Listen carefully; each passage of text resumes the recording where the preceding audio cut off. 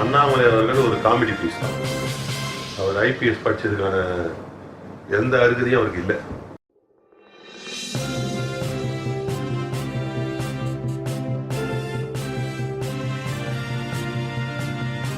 மோடி இருக்காருல்ல, அவர் தமிழ்நாட்டில் பிறக்கலையே, நான் ரொம்ப வருத்தப்படுறேன், திருவள்ளுவர் தூக்கி வச்சு நாடுறாரு. இங்கே வந்தா கர்நாடகாவுக்கு போனால் நான் கர்நாடகாவுக்கு மனுஷனா பிறக்கலையேன்னு கஷ்டப்படுறாரு. அஸ்ஸாமுக்கு போனால் அஸ்ஸாமில் போகிறேன். இவர் மணிப்பூரில் போய் அதை சொல்லிட்டோம், நான் மணிப்பூர் வாசியாக பிறக்கலையேன்னு வேதனைப்படுறேன் அப்படின்னு அந்த சொல்லிட்டோம். அங்கே அடிக்கிற அடி அவர் பார்லிமெண்ட்டுக்கே போக மாட்டாரு.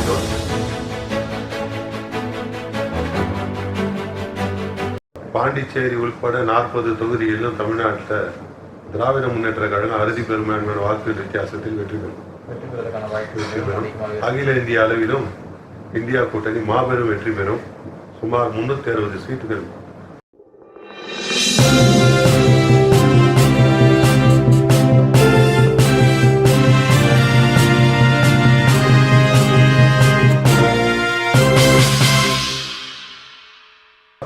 அவர் கதை இனிமேல் வேகாது. அவர் ஏற்கனவே ராகுல் காந்தியை பப்பு என்றுதான் சொல்லி கிண்டல்லாம் செய்து பார்த்திருப்பீர்கள், தெரியல? அதே மாதிரி இப்ப இனிமேல் பற்றி இவரது பப்பு வேகாது. அதுக்காக தான் அவர் எல்லாரையும் பப்பு பப்புன்ற வேகாத பப்பு இவரு. இப்ப எங்க ராகுல் காந்தி அவர்கள் நன்ற வெந்த பப்பாக மாறிவிட்டார்.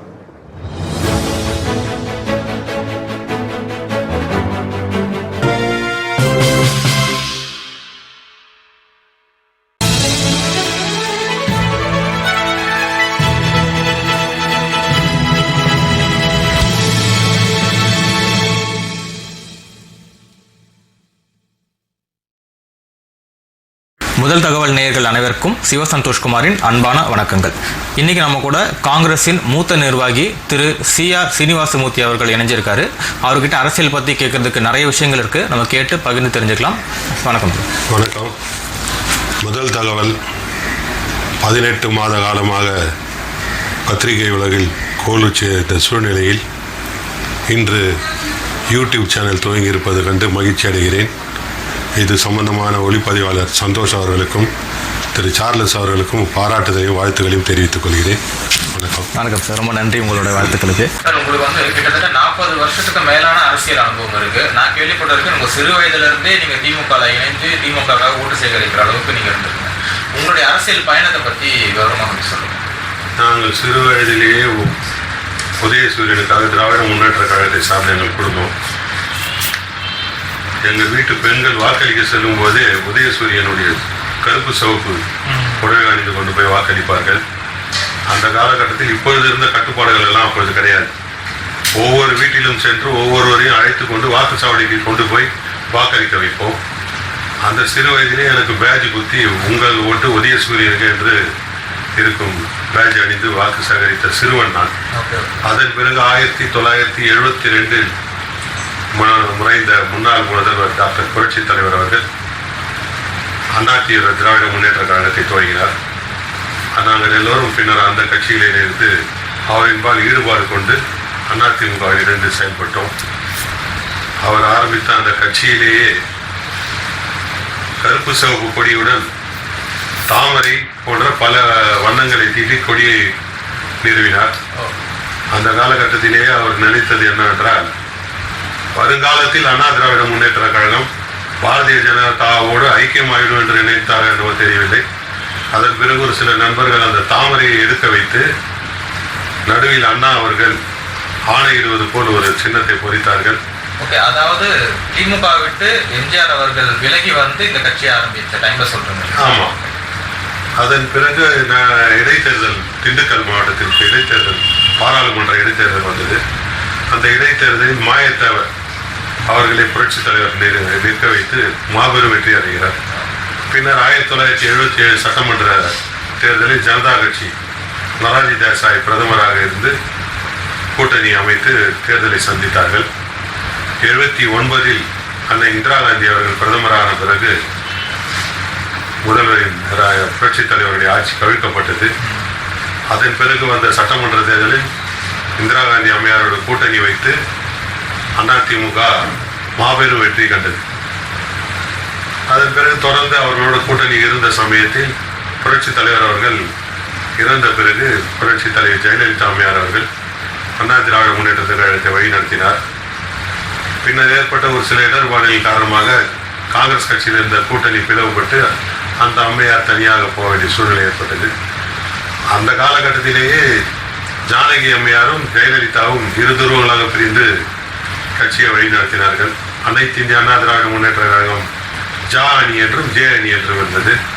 ஜா அணியில் ஆர வீரப்பன் அவரோடு சேர்ந்து ஜானகி அம்மையார் நடிகர் திரு சிவாஜி கணேசன் அவர்களோடு கூட்டணி வைத்து தேனி சின்னம் சேவல் சின்னம் இது இரட்டைப்புறா அந்த அம்மையாருக்கு வழங்கப்பட்டது.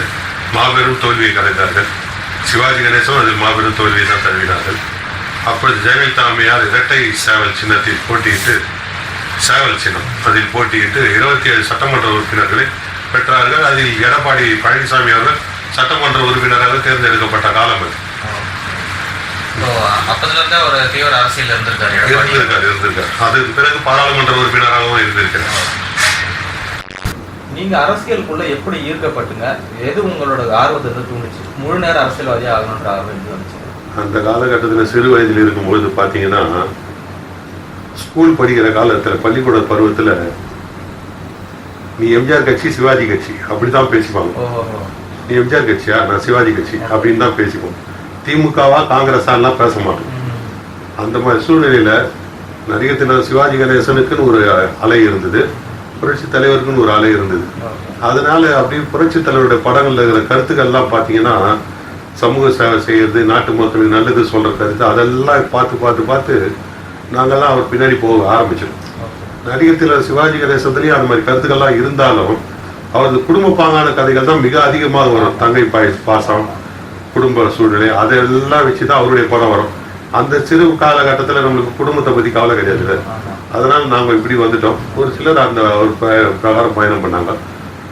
நடிகர் திலகம் சிவாஜி கணேசன் ஆரம்ப காலகட்டத்தில் திராவிட முன்னேற்ற கழகத்தை சார்ந்தவர் தான். அவர் பின்னால் காங்கிரஸுக்கு வந்து சேர்ந்தார். காங்கிரஸ் கட்சியில் இருந்த புரட்சி தலைவர் தான் திராவிட முன்னேற்ற கழகத்துக்கு பயணிச்சார். இவ்வளவுதான். இவங்க 2 பேரால தான் அரசியல் ஈடுபாடு எங்களுக்கு முழுமையாவே கிடைச்சது. புரட்சி தலைவர் திரு எம்ஜிஆர் அவர்களோட ஈர்க்கப்பட்டு அந்த கட்சியிலேயே இருந்து அவரது மறைவுக்கு பிறகு எனது நண்பர் காங்கிரஸ் கட்சியில திரு ராமு என்பவர் அவர் என்ன காங்கிரஸ் கட்சியில அறிமுகப்படுத்துறாரு. முன்னாள் சட்டமன்ற உறுப்பினர் உ பலராமன் அவர் மூலியமாக எனக்கு வாழப்பாடி ராமமூர்த்தி அவர்கள் கிடைச்சாரு. இப்படி ராமர் பெயர் கொண்டவர்கள் பின்னாடியே நான் பயணிக்க வேண்டிய சூழ்நிலை வந்தது. வாழப்பாடி ராமமூர்த்தி அவர்கள் இறந்ததுக்கு பிறகு எனக்கு தெய்வனே சொல்லலாம். அவர் இல்லைன்னா இன்னைக்கு நான் இந்த அளவுக்கு இல்லை. அவர் தான் எனக்கு. அவரது மறைவுக்கு பிறகு திண்டிவனம் ராமமூர்த்தி ஒரு இயக்கம் ஆரம்பித்தார். அந்த இயக்கத்தில் பாதி காங்கிரஸ்காரர்கள் அதில் இருந்தோம். அப்போ பார்த்தீங்கன்னா அவர் எனக்கு பூங்கா நகர் சட்டமன்ற வேட்பாளராக அறிமுகம் செய்தார்கள். வெற்றி வாய்ப்பை இழந்தோம். வெற்றி வாய்ப்புன்றது எல்லாருக்கும் எப்படி ஒன்றாலும் அமையும். அதில் இழந்தோம். பின்னர் நான் காங்கிரஸ் கட்சியில் முழுமையாக இருந்து கொண்டிருக்கேன். 30 ஆண்டு காலத்துக்கு மேலாக. ராமர்ன்ற பேர் உங்களுடைய வாழ்க்கையில் அதிகமான தொடர்பு உடையதாக இருக்கு. ராமருக்கும் உங்களுக்கான தொடர்பு என்ன? அது இயற்கையாக அமைஞ்சதுதான். இப்ப நான் தலைவர் ஈவி.கே. சீலங்கன் அவர்கள் ஈடுபாடு கொண்டு அவர் பின்னாடி பயணித்துக் கொண்டிருக்கிறேன். இப்ப நீங்க அப்படி கேட்டீங்கன்னா கூட அவருக்கும் ராமருக்கும் கூட சம்பந்தம் என்னன்னு கேட்பீங்க. நீங்க கேட்கறதுக்கு நானே சொல்றேன். அவருடைய தாத்தா தெரிவு பகலவன் ஈவ ராமசாமி பெரியார் அவர்கள், அவருடைய பேரும் ராமர் தான் இருந்தது. அவருடைய மகன் ஈவி.கே. சீலங்கன் அவருடைய மகன் திருமகன் ஈவேரா, அவர் பேரும் ராமன் தான். இப்படி எல்லாரோடும் ஒன்றி இருக்கிறது தவிர ராமர் பால் ஈடுபாடு கொண்டவன் அல்ல நான். அது மட்டும் நீங்க நல்லா தெரிஞ்சுக்கணும். எனக்கு ராமர் பால் ஈடுபாடும் கிடையாது, ராமர் கொள்கையை சொல்லும் கட்சியினுடனே ஈடுபாடு கிடையாது. அதுல எந்த கருத்துக்கு இடம் கிடையாது. உங்களுடைய இத்தனை வருஷம் அனுபவத்துல இப்போ விஜய் அரசியலுக்குள்ள வராரு. அது இல்லாம திரு சீமான் அவர்களுக்கு அவர் ஆதரவு தெரிவிக்கிற மாதிரி பாடல்கள் வெளியிடுது. மைக் சின்னத்தை பத்தி அவரோட பாடல்கள்ல குறிப்பிடுறாரு. விஜயோட வருகையை பத்தி உங்களுடைய கருத்து, அவரோட சஸ்டைன் பண்ண முடியுமா? அவரும் சினிமா துறையில இருந்து தான் வராரு. அவருடைய அரசியல் பயணம் எந்த மாதிரி இருக்குன்றது உங்களுடைய கருத்து என்ன? சீமான் எப்பவுமே சொல்லுவாரு, நான் யார் கூட கூட்டணி விற்க மாட்டேன்னு தான் சொல்லுவாரு. எனது கொள்கைக்கும் எல்லாரும் முரண்பாடா இருப்பாங்க, நான் கூட்டணி விற்க மாட்டேன்னு. அப்படி அவர் விஜய் கூட கூட்டணி வைக்கிறாருன்னு சொன்னா இவர் தலைமையா இருக்கணும் தான் நினைப்பாரு. ஆனா இவர் விஜய் கிட்ட இருக்கிற தொண்டர்கள் பலம் அதிகன்றதுனால விஜய் அதை விட்டு கொடுக்க மாட்டார். கிட்டத்தட்ட 1 கோடி பேர் அவங்க ரசிகர்களே இருக்கிறாங்க. 2 கோடி தொண்டர்கள் இருக்கிற அதிமுகவே இன்று ஆட்சியை பிடிக்க முடியாத அவசரப்பட்டு இருக்கிறான். அப்படி இருக்கும்போது விஜய் 1 கோடி தொண்டர்களை வச்சு ஆட்சிக்கு வர முடியுன்றது எந்த விதத்துல அவர் சொல்றாருன்னு நம்ம எப்படி கணக்கு போட முடியும்? 2 கோடிக்கு மேல வந்து உறுப்பினர்களை சேர்ப்பேன்னு சொல்றாரு. 2 கோடி உறுப்பினர்களை சேர்த்தா கூட விஜய்க்கு ரசிகர்கள் தான் இருப்பாங்க. விஜயினுடைய பின்புலத்துல பாத்தீங்கன்னா திமுகவை சார்ந்தவர்களும் இருப்பார்கள், அதிமுக சார்ந்தவர்கள் இருப்பார்கள், காங்கிரஸ் பேர் இயக்கத்தை சார்ந்தவர்களும் இருப்பார்கள். இது மாதிரி மற்ற எல்லா இயக்கத்தை சார்ந்தவர். விஜயகாந்த் அவர்களே கட்சி ஆரம்பித்த போது தனக்கென்று ஒரு தனி வாக்கு வங்கியை அவர் ஒரு தேர்தலுக்கு பிறகுதான், முதல் தேர்தல் விருதாச்சலம் தொகுதியில் போட்டியிட்டு ஒரே ஒரு தனி மனிதராக தான் வெற்றி பெற்று வந்தார். அதன் பிறகு கூட்டணியின் மூலமாக தான் 29 சட்டமன்ற உறுப்பினர் அவர் பெறுகிறார்.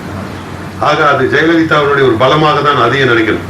ஜெயலலிதா அம்மையார் என்று முதலமைச்சர் ஆவதற்கு காரணம் விஜயகாந்த் அவர்கள் தான் என்று காரணம் எடுத்துக்கொள்ள வேண்டும்.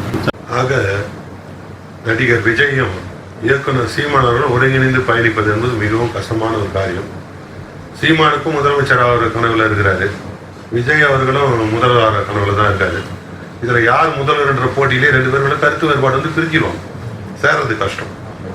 ஆக இவர் 10 ஆண்டு காலமாக கட்சி நடத்தி இருக்கிறார் சீமான்.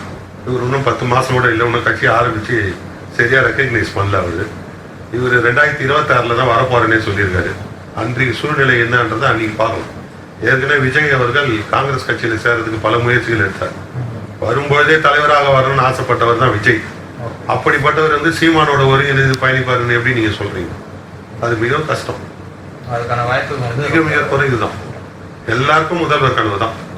நாளைக்கு நானே ஒரு கட்சி ஆரம்பிச்சா முதல்வர் கனவுல தான் இருப்பேன். இது எல்லாருக்கும் உள்ள நியதி. இப்போ நடந்து முடிஞ்சிருக்கிற பாராளுமன்ற தேர்தல் வெற்றி சதவீதம் தமிழ்நாட்டை பொறுத்த வரைக்கும் யாருக்கு ஜாஸ்தியா இருக்கும்? பாண்டிச்சேரி உள்பட 40 தொகுதிகளிலும் தமிழ்நாட்டில் திராவிட முன்னேற்ற கழகம் அறுதி பெரும்பான்மையான வாக்கு வித்தியாசத்தில் வெற்றி பெறும். அகில இந்திய அளவிலும் இந்தியா கூட்டணி மாபெரும் வெற்றி பெறும். சுமார் 360 சீட்டுகள் பெற்று பாரத பிரதமர் ராகுல் காந்தி அவர்கள் வருவது வாய்ப்புகள் அதிகம் இருக்கிறது. கருத்து கணிப்புகளும் அப்படித்தான் வந்து கொண்டிருக்கிறது. அதன் பயத்தினால் தான் மோடி அவர்கள் உளறி கொண்டிருக்கிறார். மோடி கூட இப்போ லேட்டஸ்டா ஒரு ஸ்பீச்ல பாத்தீங்கன்னா 1 வருஷத்துக்கு ஒரு பிரதமரை வந்து நிறுத்துவாங்க. இருக்கலாமே. இவர் ஆள்ற மாநிலத்திலே 2 முதல்வரை போட்டு மாத்தலையா? 6 மாசத்துக்கு முதல்வர் 6 மாசத்துக்கு இவர் சொன்னாக்கா சட்டம், நாங்க சொன்னா சட்டம் இல்லையா? எல்லாம் ஏற்புடையதாக இருந்தால், கருத்து ஒருமித்து இருந்தா எல்லாம் நடக்கும். இது மோடி சொல்ற பேச்சை இதுல யாரும் கேட்கிற மாதிரி இல்லை. இந்தியா கூட்டணி வெற்றி பெறது உறுதி. புரியுதுங்களா? இவர் பிரதமர் ஆகிறதுக்காக எது வேணாலும் பேசுவாரு. அவங்க கட்சியில இருக்கிறவங்க அவர் பிரதமர் அதை ஏத்துக்கிறாங்களான்னு முதல்ல கேள்வி. ராஜஸ்தான் தேர்தல் பரப்புரையில பிரதமர் மோடி வந்து பேசியிருக்காரு. இந்திய சொத்துக்களில் இஸ்லாமியர்களுக்கு முன்னுரிமை தரப்படும் அப்படின்ற மாதிரி பேசியிருக்காரு. அதை பத்தி உங்களுடைய கருத்து? இதை வந்து 2006 தேர்தல் அறிக்கையில காங்கிரஸ் தெரிவிச்சிருக்கு அப்படின்ற மாதிரி பிரதமராக இருந்த மன்மோகன் சிங் அவர்கள் சொன்னதாக தனது கருத்தை பதிவிட்டிருக்கிறார் பிரதமர். அது ஒன்றுமே முரண்பாடான கருத்துக்கள் தான். அவர் இஸ்லாமியர்களுக்கு என்று சொன்னது வந்து ஒரு மதத்தின் அடிப்படையில் சொல்லவில்லை. முதல்ல அதை புரிஞ்சுக்கணும். அனைத்து மதத்தினருக்கும், கிறிஸ்தவர்கள், இஸ்லாமியர்கள், புத்திஸ்டுகள் என அனைவருக்கும் பகிர்ந்து அளிப்பதை அவர் சொன்னதை இவர் திரித்து பேசுகிறார். மோடி அவர்கள் எப்பொழுதுமே திரித்து பேசியே பழக்கப்பட்டவர், உண்மைக்கு புறம்பாகவே பேசுபவர், நாட்டு மக்களை தன் வசப்படுத்துவதற்காக எது வேண்டுமானாலும் செய்வார். ஒரு குறிப்பிட்டவர்களை சொல்லிதான் ஆகணும். எடுத்துக்காட்டுக்காக இஸ்லாமியர்கள் சொல்றதால என்ன இருக்குது? சிறுபான்மையர்கள் சொல்லிட்டு சொல்றாரு முதல்ல, அதுக்கப்புறமா எடுத்துக்காட்டு இஸ்லாமியர்கள் சொல்றாரு. அது வந்து வரும்போது பாருங்களேன் காங்கிரஸ் கட்சி என்ன செய்யுதுன்னு. அப்படியே எடுத்து ஒருத்தர் சொத்து எடுத்து ஒருத்தருக்கு கொடுத்தா கொடுக்கறவனும் ஒத்துக்க மாட்டான், வாங்கிக்கிறவனும் ஏத்துக்க மாட்டான். இது பிரதமர் வந்து இந்த திசை திருப்புறாரு. முழுசா திசை திருப்பி மக்களை வந்து தன் பால் எப்படி ஈர்க்க வேண்டும் பார்க்கறாரு. தவிர அவர் கதை இனிமேல் வேகாது. அவர் ஏற்கனவே ராகுல் காந்தியை பப்பு என்றுதான் சொல்லி கிண்டல்லாம் செய்து பார்த்திருப்பீர்கள், தெரியல? அதே மாதிரி இப்ப இனிமேல் பட்டு இவரது பப்பு வேகாது. அதுக்காக தான் அவர் எல்லாரையும் பப்பு வேகாத பப்பு இவரு. இப்ப எங்க ராகுல் காந்தி அவர்கள் நன்ற வெந்த பப்பாக மாறிவிட்டார். அடுத்த கேள்வி, திரு தேவகவுடாவுடைய பேரன், முன்னாள் பிரதமர் திரு தேவகவுடாவுடைய பேரன் திரு பிரஜா தேவ்னா அவர் வந்து 3000 வீடியோஸ் கிட்ட பாலியல் சம்பந்தப்பட்ட வீடியோக்களை பதிவிட்டு இருக்கிறார். செய்திகள் வந்தது. பிரதமர் மோடி அதுக்கு மௌனம் தான் சாதித்துக் கொண்டிருக்கிறார்.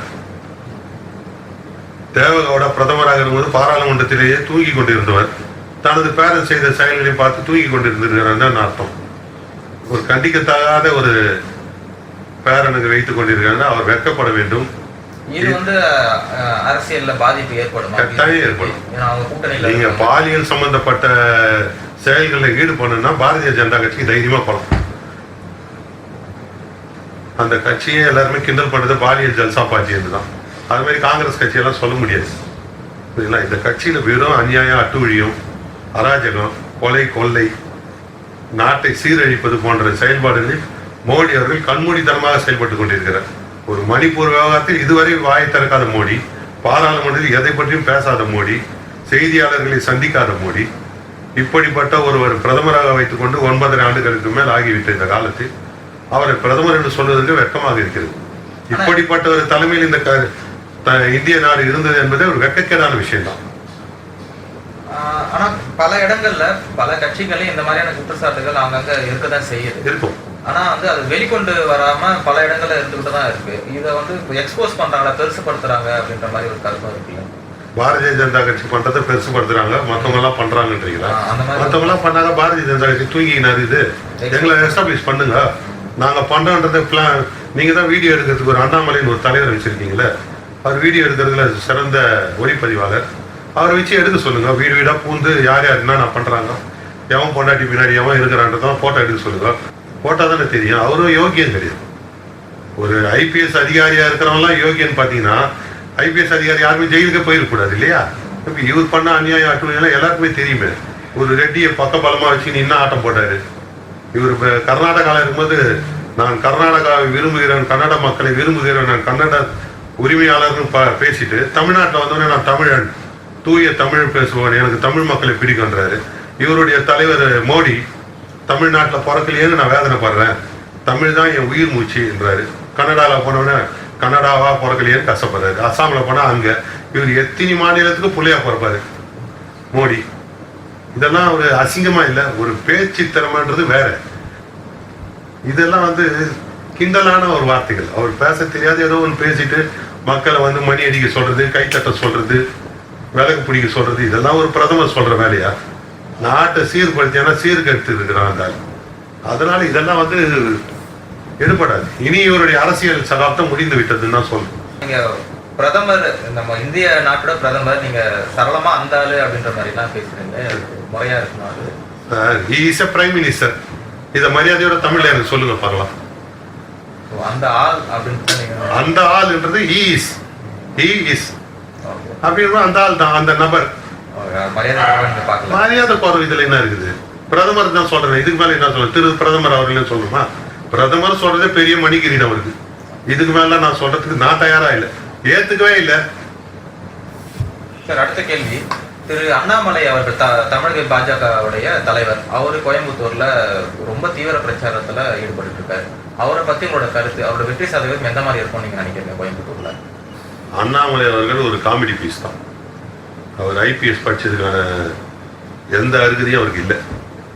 புரியுதுங்களா?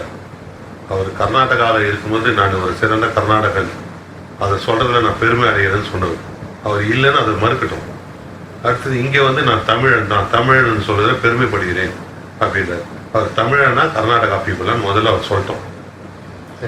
அவருடைய தலைவர் பிரதமர் மோடி இருக்கார்ல, அவர் வந்து தமிழ்நாட்டில் பிறக்கலையே, நான் ரொம்ப வருத்தப்படுறேன், திருவள்ளுவர் தூக்கி வச்சு நாடுறாரு. இங்கே வந்தா கர்நாடகாவுக்கு போனால் நான் கர்நாடகாவை மனுஷனா பிறக்கலையேன்னு கஷ்டப்படுறாரு. அஸ்ஸாமுக்கு போனால் அஸ்ஸாமில் போறேன். இவர் மணிப்பூரில் போய் அதை சொல்லிட்டோம், நான் மணிப்பூர் வாசியாக பிறக்கலையேன்னு வேதனைப்படுறேன் அப்படின்னு அங்கே சொல்லிட்டோம்.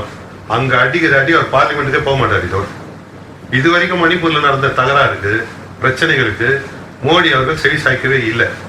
பத்திரிகையாளர் சந்தித்து அதுக்கான காரணங்களையும் சொல்லவில்லை. அப்படி இருக்கும்போது பிரதமரையும் இவரையும் ஒன்றா வச்சு கம்பேர் பண்ணுற அளவுக்கு இவரும் ஒரு பெரிய ஆள் இல்லை. கோயம்புத்தூரில் தேர்தலில் நின்று இருக்கிறாரு, 1 லட்சம் வாக்காளர்களை காணவில்லைன்றாரு. 1 லட்சம் வாக்காளர்கள் இருந்திருந்தாலும் எதிரணியை சார்ந்த இந்தியா கூட்டணி வேட்பாளர் அறுதி பெரும்பான்மையோடு ஜெயிப்பார். இவர் இதுக்கும் கீழே தான் போய் தோக்க போறாரு. தோல்விக்கான காரணத்தை முன்கூட்டியே ஒரு அறிக்கையா செய்து வச்சிருக்காரு. இவர் தோல்வி பயத்தை தான் 1 லட்சம் பேர் காணும் போது அது இருந்திருந்தா நான் ஜெயிச்சிருப்பேன். ஆனா ஒரு பூத்லயே பார்த்தோம்னா 800 பேர்கிட்ட நேம் லிஸ்ட் இல்ல அப்படின்ற எல்லா இடத்துலயும் நடந்த குளறுபடி தான். இது வந்து பொதுமக்கள் ஆகிய நம்மளும் வந்து நம்ம வாக்கை வந்து சரி பார்க்கணும். தேர்தலுக்கு முன்ன போய் சரி பார்க்கணும். அதுக்கு நேர காலம்லாம் கொடுத்தாங்க. இதுக்கு மேல தேர்தல் அதிகாரிகள் இருக்காங்கல்ல, அவங்களுடைய இயலாமையும் இதுக்கு ஒரு காரணமா தான் இருக்கும். அதுக்கு பின்புலத்துல யார் செயல்பட்டிருப்பாரு? அதுதான் அவரோட குற்றச்சாட்டு யார் மேலேயுமே கிடையாது. இருக்கிற வாக்கை வச்சு நீ ஜெயிச்சுட்டு வா. ஓட்டு போட்டாங்கல்ல, அவங்கள வச்சு நீ ஜெயிய. இப்ப 65% 70% வாக்குகள் பதிவாயிருக்கு. அதுல நீ ஜெயிச்சுட்டு வந்தீங்கன்னா நாங்க இப்ப ஏற்றுக்கிறோம். உனக்கு அதுக்கே அருகதை இல்லைன்றதான 1 லட்சம் வாக்காளர் சொல்றேன். மொத்தமே ஒரு 5 லட்சம் வாக்குகள் வித்தியாசம் தான் வரும் எல்லாரும். அதுல 65%. அப்படி இருக்கும்போது இவர் 1 லட்சம் வாக்குகளே இல்லைன்னு போய் பேசக்கூடாது. இந்த அம்மா தமிழிசை சவுந்தரராஜன் சொல்றாங்க, கவர்னரா இருந்தாங்க, இருந்திருக்கலாம் ஒரு 6 மாசமாவது ஒழுங்கா, அடுத்த கவர்மெண்ட் வர வரைக்கும் நின்று தோக்க போறேன்றதுனால என்ன பண்றாங்க, திமுகவினர் வந்து பூத் எல்லாம் போய் ஆக்கிரமிச்சாங்க, அடிச்சு உதைச்சாங்க. இப்பெல்லாம் எந்த பூத்துலயும் போய் யாரும் அடிச்சு உதைச்சி வாக்குகளை போடவே முடியாது. நீங்க தானே இவி பேட் எடுத்து வந்துருக்கீங்க, மிஷின்ல தானே ஓட்டு போறீங்க. அப்புறம் நாங்களே எப்படி ஓட்டு போட முடியும்? அப்போ உனக்கு கட்சிக்காரன் இல்லைன்னு அர்த்தம். பூத் கமிட்டியில உட்காரத்துக்கு உனக்கு கட்சிக்காரன் இல்லைன்னு அர்த்தம். இப்ப நீங்களும் தானே எல்லா இடத்துலயும் எகிரி வரீங்க, அடிக்க வரீங்க, எல்லா கட்சியும் தாக்குற அளவுக்கு தைரியசாலி ஆம்பளை ஆயிட்டீங்கன்னு தானே சொல்றீங்க. அப்ப நீங்க எல்லாம் தூங்கி இருந்தீங்களா? பூத் கமிட்டி துட்டம் பிரியாணி வாங்கிக்கிட்டு கம்முன்னு தூங்கி இருந்தீங்களா? அந்த அம்மா சொல்றது பொய், வெறும் பொய் தான். எதுக்கு எடுத்தாலும் பொய் பேசுறதுக்கு சிறந்த இடம் பாஜக. இவங்க வைக்கிற குற்றச்சாட்டு எல்லாமே நம்ம இவங்க தோல்வி பயத்தினாலதான் பண்றாங்கன்னு சொல்லிட்டு நம்ம வந்து 100க்கு 150% இவங்க பயம்தான். தோல்வியை தவிர வேற எதுவுமே உங்களுக்கு தமிழக மக்களோ இந்திய மக்களோ பரிசாக கொடுக்க போவதே இல்லை. பொய் குற்றச்சாட்டு பொய் குற்றச்சாட்டு தான். பொய் பேசியாவது எப்படியாவது இவங்க பொய் பேசா முதல்ல ஆட்சிக்கு வந்தாங்க. முதல் வாக்காளர்களா முதல் பிரதமராக வரும்போது பொய் தான். 2வது முறையா நான் தான் இந்திய நாட்டையே கிளீன் இந்தியாவா ஆக்க வேண்டாது. கிளீன் இந்தியா ஆக்கிட்டாரு. இந்தியா சுத்தமாயி போச்சு, எதுவும் கிடையாது. கஜானாலாம் கிளீன். ஜிடிபி லெவல்ல நம்ம இந்தியா வந்து 3rd பிளேஸ்ல போத் பேசுற அளவுக்கு யூகே தங்கி பின்னாடி தள்ளிட்டு இந்தியா முன்னாடி வந்திருக்கு. அதுல கொண்டு அது யார் சொன்னது? ரிப்போர்ட்ஸ்லாம் அப்படிதானே இவங்க சொல்லி கொடுக்குற ரிப்போர்ட் தான். அதெல்லாம் இவங்களுக்குன்னு ஒரு மீடியா பீப்புள்ஸ் இருக்குது. அவங்க எல்லாம் சொல்றது வந்து பிரதமரே உலகத்துல சிறந்த தலைவராகவே காட்டுறாங்க. இவரோட ஒரு சிறந்த தலைவரே இல்லை அப்படின்ற மாதிரி ஒரு மாயை உருவாக்கிட்டாங்க. அதுக்கப்புறம் இன்னொரு பத்திரிகையாளர்கள்லாம் நீங்க சந்திச்சு பின்புலத்துல கேட்டீங்கன்னா மோடியை எந்த அளவுக்கு அசிங்கமா கேட்கறாங்கன்றதும் வரும். அதெல்லாம் இவங்க மறைக்கிறாங்க. அப்படி மறைக்கிறத விட்டுட்டு நீங்க உங்களுக்கு தேவையானது மட்டுமே நீங்க போட்டுட்டு வந்தீங்கன்னா மக்கள் எதை நம்புவாங்க? இப்போ பிஜேபிக்கு நாங்க ஓட்டு போடுவோம், பிரதமர் எங்களுக்கு மோடி தான் இந்த ஒரு சில மக்கள் சொல்றாங்க இல்லையா, அவங்க தான் அறியாமையில பேசுறதுதான். நீங்க சண்டை போட்டுன்னு வாங்க, ஜெயிச்சதுக்கு அப்புறம் அந்த பலனை நாங்கள் அனுபவிச்சுக்கிறோம், ஆனா நாங்க மோடியை தான் ஆதரிப்போம். அந்த கோட்பாட்டில் இருக்கிறவங்க நீங்க திருத்தவும் முடியாது. மோடியோட வேவ் தானே அதுக்கு காரணம். அவங்க வந்து கிரியேட் பண்ணிருக்காங்கல்ல, ஒரு ப்ரொபகண்டா கிரியேட் பண்ணிருக்காங்க மோடியை பத்தி. அரசியலே ப்ரொபகண்டா தானே, அரசியலே ப்ரொபகண்டா தானே. நீங்க சொல்ற கொள்கை பிரச்சாரம் தானே, அதுதானே மக்கள் முன்னாடி போய் நிற்கும். முதல்ல திமுக அண்ணாதுரை அவர்கள் சொல்லும் போது படி அரிசி ரூபாய்க்குன்னு சொன்னாரு, அது ஒரு ப்ரொபகண்டா தானே. அதை வச்சு தானே காங்கிரஸ் கட்சி ஆட்சிக்கு போச்சு. ஆட்சி போய் திமுக ஆட்சிக்கு வருது. அப்போ அண்ணா வந்து செஞ்சாரு, அத செய்யல. அதுக்கப்புறம் 3 படி ரூபாய்க்குன்னு கொடுக்குறாரு, என்னென்னமோ சொன்னாரு. பட் அண்ணாவோட ஒரு சிறந்த பேரறிஞர் யாருமே கிடையாது உலகத்திலேயே. சிறந்த பேச்சாற்றல் மிக்கவர் தான். அது வேற. மக்களை கவர்ந்து ஆட்சியை பிடிக்கணுன்றதா ஒரு சில பொய்களை பேசுறது இயற்கை தான். ஆனா வாக்குறுதிகள் வந்து பொய்யாவே இருக்கக்கூடாது, மொத்த வாக்குறுதியும் பொய்யா இருக்கக்கூடாது. பாஜக இதை அதிகமா பண்றாங்கன்றது உங்களுடைய அதிகமா இல்ல, வெறும் பொய். இந்த ஜிடிபி பத்தி சொல்றீங்களே, நம்ம பிரதமர் அவர்கள் ஏற்படுத்தி வைத்திருக்க ஒரு மிகப்பெரிய மாயை. இப்போ இருக்கிற சர்வே படி பாத்தீங்கன்னா சந்தோஷமா இருக்கிற நாடுகள் வரிசையில நம்ம வந்து 161வது இடத்துக்கு பின்தங்கி இருக்கோம். பாகிஸ்தான், ஆப்கானிஸ்தான்லாம் பார்த்தீங்கன்னா 130, 120 இருக்காங்க. இன்னும் கொஞ்சம் காலம் போனா நம்ம இன்னும் பின்தங்கிய உலக நாடுகள் வரிசையில பின்தங்கி போயிடுவோன்றது தான் என்னோட கருத்து. திரு அண்ணாமலை அவர்கள் தமிழக பாஜக தலைவர் இருக்காங்க. அவரை பார்த்தீங்கன்னா வெறும் பொய் சொல்லிக்கினே இருப்பார். அவருடைய தலைவர் திரு மோடி இருக்காரு, அவர் ஊரெல்லாம் உலக நாடு முழுக்க பொய் சொல்லிட்டு இந்திய திருநாட்டிலையும் பொய் சொல்லின்னு கடைஞ்செடுத்த பொய்யராகிறார். அதனுடைய வழி வந்தவர் தான் இந்த அண்ணாமலை. அவர் பேசுற ஒரு வார்த்தை கூட உண்மையே கிடையாது, எல்லாமே பொய் தான். அண்ணாமலையோட இன்டர்வியூஸ் பார்த்தோன்னா ஒவ்வொரு டேட்டா பாயிண்ட்ஸோட தான் பேசுறாரு. அதுல எதை நீங்க பொய்ன்னு சொல்லிட்டு எந்த டேட்டா பாயிண்ட்ஸ் சொன்னீங்கன்னா கேட்பேன். எல்லா இன்டர்வியூஸ்லயும் பாத்தீங்கன்னா அவர் சொன்னது ஒன்னொன்னா நான் கேட்கிறேன். 20,000 புக்கு படிச்சேன்னு சொன்னாரு. இன்னைய வரைக்கும் அவர் அதுக்கு பதில் சொல்லவே இல்லை. நான் சொல்றேன், ஒருவேளை அவர் 20,000 புக்கு படிச்சிருக்கலாம். அந்த 20,000 புக்கினுடைய தலைப்புகள் எல்லாம் படிச்சுட்டு வந்திருக்கலாம். இப்போ மணிமேகலை பிரசுரத்தில் போனீங்கன்னா எல்லா புக்கும் இருக்கும். நான் கூட போய் தலைப்பெல்லாம் படிச்சுட்டு வெளியே வருவேன். இவர் ஒருவேளை தலைப்பு படிக்கிறது கூட இவருக்கு நேரம் ஆகும். எழுத்துக்கூட்டி தான் படிக்கணும். இவர் அந்த அளவுக்கு தமிழ் புலமையாளர் கிடையாது. தமிழை எழுத்துக்கூட்டி தான் படிக்கணும். இவர் எல்லாருமே குற்றம் சொல்றீங்களா, வேகமாக பேசுவார். தான் மீது இருக்கிற குற்றத்தை அவரால் நிரூபிக்கிறதுக்கு கஷ்டம். அவர் அந்த அளவுக்கு குற்றவாளியாகவே நான் பார்க்குறவர், வெறும் பொய்யாக பார்க்குறவர். அப்பேற்பட்டவர் 20,000 புக்கு படித்தேன், 30,000 புக்கு படித்தேன், ஏதாவது ஒரு புக்கில் இருக்கிற ஒரு சப்ஜெக்டை எடுத்து பேச சொல்லுங்க. இப்போ சீமான் இருக்கார், சீமான் எந்த சப்ஜெக்ட் பேசணும் அவர் கரெக்டாக ஒரு விஷயத்த சொல்றாரு. இவரால் அது மாதிரி ஒரு வரி சொல்லுங்க பார்க்கலாம். எதுவுமே தெரியாத பொய்யை மட்டுமே தனக்கு ஆயுதமாக வச்சுக்கிட்டு பேசுறது. உடனே இவங்க லஞ்ச பட்டியலை வெளியிடுவேன், ஊழல் பட்டியலை. முதல்ல உங்க கையில் இருக்கிற வாட்சினுடைய பில்லை பில்லு வெளியிட்டாரா? 5 கோடி ரூபாய் எங்க கொடுத்தாரு? பில்லு கொடுக்கலையே அவரு. எந்த பில்லு கொடுத்தாரு? ஒரு காயத்துல எழுதி எந்த கடையிலயும் வாங்கினேன், இந்த கடையில அவன் எஸ்டிமேட் பில்லு நகை கடையில தருவான், ஒரிஜினல் பில் தரமாட்டான். இவர் அந்த காயத்தை எடுத்து காட்டுறாரு. சரி, இப்போ நான் இந்த வாட்சி கட்டினாரு, நீங்க பில்லு கட்டிங்கன்னா நான் உடனே பில்லு எடுத்து கொடுப்பேன். இந்த இருங்க எடுத்துன்னு வரேன், உள்ளது தேடியாவது எடுத்துன்னு வந்து தருவேன், கொடுக்கலாம். இவர் அதுக்கு ஒரு நாள் குறிக்கிறார். நான் மார்ச் மாதம் 31ஆம் தேதி தருவேன், பிப்ரவரி மாதம் 29ஆம் தேதி தருவேன் அப்படின்னு ஒரு நாள் குறிச்சிட்டு பில்லு எடுத்து வந்தாரா நீ பில்லை ப்ரொடியூஸ் பண்ணணும். இவர் ஒரு வெற்று காயத்துல எழுதி கொடுக்குறாரு. பில்லா நீங்களே சொல்லுங்க. ஆனா அண்ணாமலை தரப்பு என்ன சொல்றாங்கன்னா, அவர் பில்லு கொடுக்கறதுக்கான அவசியம் என்ன இருக்கு? அவர் அப்புறம் நீ வாட்சை பத்தி பேச வேண்டிய அவசியம் உனக்கு என்ன வந்தது? இவர் 5,000 கோடியில வாட்சி கட்டினுக்கிறாரு, இவர் 10,000 கோடி. அவன் வசதிங்க அது. உனக்கு உன் குடும்பத்தை பார்த்துக்கிறதுக்கே வசதி இல்லைன்னு சொல்ற. முதல்ல அங்க கேளுங்க நல்லா. என் குடும்பத்தை பார்த்துக்கிறதுக்கு ஒரு நண்பர், எனக்கு பெட்ரோல் டீசல் போறதுக்கு ஒரு நண்பர், எல்லாத்தையும் மேல இருக்கிறவனையே பார்த்துப்பான், கீழே இருக்கிறவன் ஏன் பார்த்துக்கிறது? அப்போ உன் குடும்பத்தையே நீ பார்த்துக்கல. அவன் குடும்ப பிசினஸ் மேன் சார். இப்போ பிசினஸ் மேன் ஒரு 5 கோடி ரூபாய் வாட்சி கட்டணும்னா அவங்ககிட்ட கணக்கு இருக்கும். நீ அவனை போய் கேட்கறதுக்கு உனக்கு அருகதையே கிடையாது. நீ கட்டியிருக்கிற 5 கோடி ரூபாய் வாட்சி கணக்கு காட்டிட்டு போ. ஒரு வெத்து காயத்தை எடுத்துட்டு வந்து காட்டிட்டு எல்லாருக்கிட்டையும் நீ புத்திசாலித்தனமா நடந்துக்கிற அடிப்பட்ட மடையன் அண்ணாமலை. அண்ணாமலை பார்த்தோம்னா எந்த ஒரு அரசியல் கட்சி தலைவராக இருக்காரே தவிர எந்த ஒரு பதவியிலையும் இருந்தது கிடையாது. எம்பி கிடையாது, எம்பிஎல் கிடையாது, ஒரு கவுன்சிலர் கூட கிடையாது. இனிமேல் அவர் எதுவும் ஆகப்போறது கிடையாது. கிட்ட வாட்ச் கணக்கு, பில்ஸ் அதெல்லாம் கேட்கறாங்க. இதே அவரு திருப்பி கேட்கறவங்க ஒரு எம்எல்ஏவோ எம்பியாவோ இருந்தவங்க கிட்ட தானே கேட்கிறாரு. மக்கள் பணியில இருந்தவங்க அவங்களும் அவர் கேட்கிறாரு. இதுல என்ன தப்பு இருக்கு? இவர் கேட்ட சட்டமன்ற உறுப்பினர்களோ பாராளுமன்ற உறுப்பினர்களோ மத்திய அமைச்சர்களோ எல்லாருமே பின்னாடி ஒரு பிசினஸ் பண்ணிட்டு இருக்காங்க. வியாபார ரீதியில எல்லாருமே தொழில் ரீதியா இருக்காங்க. நீ என்ன தொழில் பண்ற? நான் ஆடு மேய்க்கிறேன், மாடு மேய்க்கிறேன். ஆடு மாடு மேய்ச்சி 5 கோடி ரூபாய்க்கு நீ ஒரு வாட்சி வாங்க முடியும்னா சொல்லி, நாளையில இருந்து நான் கூட ஆடு மாடு மேய்க்கிறேன், உனக்கு போட்டியாவே மேய்க்கிறேன். ஆடு மாடு மேய்ச்சி நீ 5 கோடிக்கு நீ எங்கிருந்து வாட்சி வாங்கின? ஐபிஎஸ் லஞ்சம் வாங்கினியா? நீ லஞ்சம் எல்லாம் வாங்கியிருக்கிறிய? நீ எவ்வளவு ஊழல் பண்ணிருக்க, லஞ்சம் வாங்கிரு. மாநிலம் விட்டு மாநிலம் வந்தா நீ புனிதராயிருக்கியா? இல்ல எல்லா தப்பு பண்றவங்க ஒரு கட்சிக்குள்ள வந்தவொடனே அந்த சொல்றமே, இப்போ வாஷிங் மிஷின்ல போட்டு எடுத்தா புனிதமா வெளியே வராங்க, அத மாதிரி கட்சி நடத்துறியா நீ? முதல்ல உன்னை வாஷிங் மிஷின்ல ஆசிட் மிஷின்ல போட்டு துவைச்சு எடுக்கணும். அப்பதான் நீ உண்மையான தூய்மையான நான் நிரூபிப்பேன். சென்ற பாராளுமன்ற தேர்தலில் பார்த்தோன்னா எல்லா தொகுதியிலையும் திமுக கூட்டணி வெற்றி பெற்றது. ஆனா EVK இளங்கோவன் மட்டும் தேனியில தோல்வியை சந்திக்கிறாரு. அதுக்கான காரணம் என்னவா இருக்குன்னு நினைக்கிறேன்? ரவீந்திரநாத் OPS உடைய மகன், அவர் தான் அங்க வேட்பாளராக நிற்கிறாரு. தேனியில காங்கிரஸ் கட்சி சார்பாக திரு EVK இளங்கோவன் அவர்கள் இருக்கிறாங்க. வெற்றி வாய்ப்பு இவருக்கு பிரகாசமா இருக்குது. அதுல எந்த மாற்று கருத்தும் கிடையாது. உண்மையை சொல்ல போனா வெற்றி பெற்ற வேட்பாளர் திரு EVK இளங்கோவன் அவர்கள் தான்.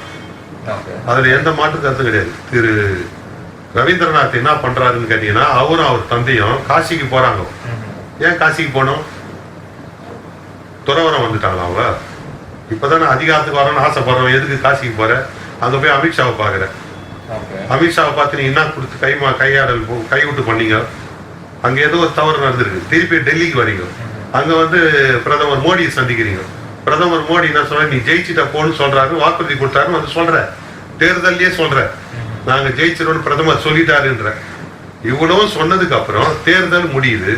தேர்தல் பிரச்சாரத்தின் போது நாங்க பாக்குறோம், ஒரு கோவில் கும்பாபிஷேக நிகழ்ச்சியில பாராளுமன்ற உறுப்பினர் ரவீந்திரநாத் MP அவர்கள் தலைமையில் போட்டு ஒரு கல்வெட்டு ரெடி ஆயிருக்கு தேர்தலுக்கு முன்னியே. எப்படி அது சாத்தியம்? இப்போ நீ பணம் கொடுத்திருக்கிற, எல்லாம் நடந்திருக்குன்ற ஒரு விஷயம், அது விடுங்க. பிரதமர் உத்தமர் தான், அமித்ஷா யோகியன் தான், ரொம்ப ரொம்ப யோகியன் தான். அவங்களை யோகியன் சொல்றதுமே ஆதான் முன்னாடி வருது. பரம யோகியர்கள் தான். அதெல்லாம் கூட விடுங்க. இந்த தேர்தல் நடந்த பிறகு பாத்தீங்கன்னா அந்த பூத் கமிட்டி ரூம்ல க்ளோஸ் பண்ணி சீல் வைக்கிறோம். அந்த ரூமுக்குள்ள மதுரையை சேர்ந்த தாசில்தார் உள்ள போறாங்க. ஏன் போனாங்க? இது வரைக்கும் என்ன விசாரணை நடத்துனீங்க? அந்த அம்மா மேல என்ன நடவடிக்கை எடுத்தீங்க? போனாங்கல்ல, என்ன பண்ணீங்க? அதுக்கப்புறம் பாத்தீங்கன்னா திருவள்ளூர்ல இருந்து 26 ஓட்டிங் மிஷின் இங்க இருந்து தேனிக்கு போகுது. எதுக்கு போகுது? அப்போ மட்டும் எப்படி அந்த சீல் வச்ச ரூம் திறந்தீங்க? இதுக்கும் மேல ஓட்டு எண்ணும் போது முதல் பெட்டி திறக்கும் போது மதுரை பெட்டி வருது. தேனியில இருந்து மதுரை பெட்டி எந்த சக்கரத்துல வந்தது? எப்படி கால் முளைச்சு வந்தது? எப்படி வரதுக்கான சாத்தியம் என்ன? அப்பயே EVKS இளங்கோவன் தலைவர் வந்து பிரச்சனை பண்றாரு, நாங்க ஏத்துக்க மாட்டேன்றாரு. முன்னணி நிலவரம் பாத்தீங்கன்னா காலையில 11:30-12 மணி வரைக்கும் EVKS இளங்கோவன் அவர்கள் முன்னணி வைக்கிற வந்துகிட்டே இருக்கு. அதுக்கப்புறம் பார்த்தா தேனி சப்ஜெக்டே க்ளோஸ் பண்ணிட்டாங்க. அந்த நிலவரமே ஒண்ணுமே தெரியாம இருந்து நடுராத்திரியில வந்து ரவீந்திரநாத் ஜெயிச்சுட்டாருன்னு அறிவிக்கலாம். இது என்ன தேர்தல் கமிஷனா? பிரதமர் மோடி விட்டு வேலைக்கார டிவிஷனா? அசிங்கமான தேர்தல் கமிஷன், அசிங்கமான இடி, அசிங்கமான IT, இவங்கெல்லாம் வந்து மோடிக்கு பூஜாவா இருக்கிறாங்கன்றது எந்த இதுவும் கிடையாது. நாளைக்கு ஆட்சி மாற்றம் வந்தா இவங்க எல்லாரும் பதில் சொல்லணும், எல்லாருக்கும் பதில் சொல்லணும். இப்போ சுப்ரீம் கோர்ட்ல கூட மோடிக்கு எதிர்ப்பான அலை தான் வீசிக்கிது. ஜட்ஜஸ்லாம் வந்து மோடிக்கு எதிர்ப்பா தான் திரும்ப சொல்லிட்டு வராங்க. அதுவே அவருக்கு பயத்தை காட்டிடுது. அந்த பயத்துல என்ன பேசணும்னு தெரியாம இன்னும் நீங்க இந்த ரிசல்ட் இன்னும் தேர்தல்லாம் நடக்க வேண்டியது. நடந்து முடியறதுக்குள்ள பாருங்க, மோடி என்னென்ன பிரச்சனைகளையும் கலவரத்தையும் உண்டாக்க போறாரு நீங்க பாருங்க. இந்தியா கூட்டணி தான் வெற்றி பெறும்ன்றது சந்தேகமே இல்லை. இவர்களை தவிர இந்த முறை வாய்ப்பை நாம் தவற விட்டு விட்டோம் என்றால் மோடி அவர்கள் ஒரு அதிபராக இருந்து நம்மை ஆள வேண்டிய சூழ்நிலைக்கு ஆளாகிவிடுவோம். அவர் சொல்லும் உணவை தான் சாப்பிட வேண்டும், அவர் சொல்லும் உடையை தான் நம்ம அணிய வேண்டும். அவர் மட்டும் ஒரு நாளைக்கு 15 லட்சம் 20 லட்சம் செலவு பண்ணி ஆடையை போடுவாரு. நம்ம கிழிஞ்ச ட்ரெஸ் போட்டு தான் தெருவா சுத்தம், நாட்டை பிச்சைக்கார நாடாக மாற்றி விடுவார். மோடி சகாக்கள் மிகவும் மோசமான சகாக்கள். நம்ம தமிழ்நாடு அரசியல் திரு எடப்பாடி அவர்களை பத்தி உங்களுடைய கருத்து, அவரை பத்தி என்ன நினைக்கிறீங்க? அவரோட அரசியல் பத்தி மிகவும் கஷ்டப்பட்டு ஒரு சூழ்நிலையில் தான் அவர் சட்டமன்ற உறுப்பினர், பாராளுமன்ற உறுப்பினர் ஆகி அந்த காலத்தில் புரட்சி தலைவருக்கு அறிமுகமான ஒரு தலைவர் தான் அவர். சாதாரணமாக எல்லாம் ஒரு கட்சியினுடைய தலைமைக்கு அவர் வர முடியாது என்று அந்த அளவுக்கு அவர் வந்திருக்கிறார் என்றால் அவருடைய பங்களிப்பு மிகவும் அதிகம். புரட்சி தலைவர் ஜெயலலிதா அவர்களால் அங்கீகரிக்கப்பட்ட ஒரு தலைவர் தான். ஆனால் OPS அவர்களையும் ஜெயலலிதா அம்மையார் அவர்கள் முதலமைச்சர் ஆக்கியது என்ன உண்மைதான். சீனியாரிட்டி பிரகாரம் பார்த்தீங்கன்னா இவருக்கு இருக்கிற அனுபவமும் அரசியல் இதுவும் OPSக்கு கிடையவே கிடையாது. 100% கிடையாது. அவர் வந்து எப்பொழுதுமே ஒரு பின்னால இருந்து குழி தோண்டிக்கினே போற ஒரு வேலையை செய்யறவர் தான் OPS. ஆனா OPS வந்து அம்மாவால கை காட்டப்பட்டவர், அவங்க தான் அவங்களை வந்து சிஎம் காட்டப்பட்ட சூழ்நிலை வேற. அன்று இருந்த சூழ்நிலை சசிகலா அம்மையார் இருந்தார்கள். ஜாதியின் அடிப்படையில் அவர்களை நியமிக்க வேண்டிய ஒரு சூழ்நிலை இருந்ததே தவிர வேறு எந்தவித காரணமும் OPSக்கு கிடையாது. அந்த அருகதையும் அவருக்கு இல்லை. இப்போ சமீப காலமா பார்த்தோன்னா திரு EVKS இளங்கோவன் அவர்கள் வந்து ரொம்ப அமைதியாவே இருக்காரு, அரசியல்ல பெருசா ஈடுபாடு இல்லாம இருக்கிறாரா, இல்ல என்ன காரணம் இருக்கு? ஒரு சில சமயம் அமைதியும் பெரிய புரட்சியை உருவாக்கும். புலி பதுங்குவது என்று நினைக்காதீர்கள், அது எப்போது வேண்டுமானும் பாயும். அதுபோலதான் EVKS இளங்கோவன். அவர் இல்லாத காங்கிரஸ் கட்சியில் புத்துணர்ச்சி இருக்காது. யூகங்களை வந்து வகுத்துட்டு இருக்காருன்ற மாதிரி சொல்றாங்களா? அவர் யூகம் வகுத்து வேலை செய்யறவரே கிடையாது. டைம் ஸ்பாட் தான். எடுத்த உடனே எதுக்காக இருந்தாலும் 2-1 பார்த்துவிடும். மிக சிறந்த தலைவர், ஆண்மை மிக்க தலைவர். அடுத்தது நம்ம தமிழ்நாடு அரசியல் நிலைமை எந்த மாதிரி இருக்கு? இப்போ இருக்கிற நிலைமை அரசியல் நடந்துட்டு இருக்கு, அதை பத்தி. முதல்வர் ஸ்டாலின் அவர்கள் நல்ல ஆட்சி தான் கொடுத்து கொண்டிருக்கிறார். உடனே எதிர்கட்சியெல்லாம் சொல்லுவான் கஞ்சா, இது டாஸ்மார்க்ல. நான் என்ன சொல்றேன், கஞ்சா அடிக்கூடாது, நீங்க தான் தீர்மானம் பண்ணணும். சரக்கு அடிக்கூடாது, நான் தான் முடிவு எடுக்கணும். இதை விட்டுட்டு கடை தலக்கிறானா நீ போய் ஏன் வாங்குற? வெத்தலை பாக்கல சிகரெட் விற்கிறான், ஏன் வாங்கி அடிக்கிற? அப்போ வெத்தலை கடையெல்லாம் மூட முடியுமா? சிகரெட் கம்பெனியை தான் மூடணும். அது மாதிரி ஒவ்வொருத்தரும் குறை சொல்லுவோம். நீங்க திருந்துங்க முதல்ல. தானா கடை லாஸ் ஆகி அவன் மூட்டு போயிடும். தமிழக அரசு மூடும். ஐயோ வியாபாரம் நம்மளுக்கு லாஸ் ஆகி போச்சு, அவன் மூட்டான். நீங்க ஏன் குற்றம் சொல்றதே காரணமா வச்சிருக்கிறீங்க? இல்ல மக்கள் திருந்தணும்னு சொல்றாங்க. மக்கள் தான் திருந்தணும், மக்கள் தான் திருந்தணும். அரசாங்கம் விற்கிறது நிறுத்தினாக்கா மக்கள் கூட நாங்க விற்கிறோம், நீங்க ஏன் வாங்குறீங்க? உங்களுக்கு புத்தி எங்க போகுது? பொதுமக்களுக்கு புத்தி எங்க போகுதுன்னு நான் கேட்கிறேன். நாங்க கடை தரகிறோம், எங்களுக்கு வியாபாரம் கொடுக்காதீங்க, லாஸ் ஆக்குங்க. நாங்க நஷ்டமான வேற தொழிலுக்கு போயிடுவோம்ல. அரசாங்கம் வேற வழியில வரி வசூல் பண்ணியோ மக்களுக்கு செய்ய வேண்டிய சேவை செய்வாங்கல்ல. நீங்க ஏன் போறீங்க? கஞ்சான்றீங்க உடனே அடுத்து நானே சொல்றேன் கஞ்சாவுடைய பிறப்பிடமே எங்கிருந்து வருது? குஜராத்தில் என்ன மோடி வேடிக்கை பார்த்துருக்கிறாரா? அவருடைய மாநிலம் தானே. அவர் அதை வேடிக்கை பார்த்துட்டு தமிழ்நாட்டு மேல பழிய போறது, இதெல்லாம் மக்களை ஏமாத்துற செயல் தான். புரியுதுங்களா? இன்றைய பொறுத்த வரைக்கும் தமிழக முதல்வராக இருந்த டாக்டர் கலைஞர் அவர்கள் 8 அடி பாய்ந்தார். இன்றைய முதல்வர் 16 அடி பாய்வார். நாளை உதயநிதி ஸ்டாலின் 160 அடி பாய்வார். இது தெரியாமல் எல்லாரும் பேசின்னு இருக்கிறது வியப்புக்குள்ளான விஷயம். இதுவரை எங்களோட இணைஞ்சு பல அரசியல் கருத்துக்களை பகிர்ந்துருக்குங்க. ரொம்ப ஆக்கப்பூர்வமான கருத்துக்களையும் பகிர்ந்துருக்குங்க. ரொம்ப நன்றி. நன்றி.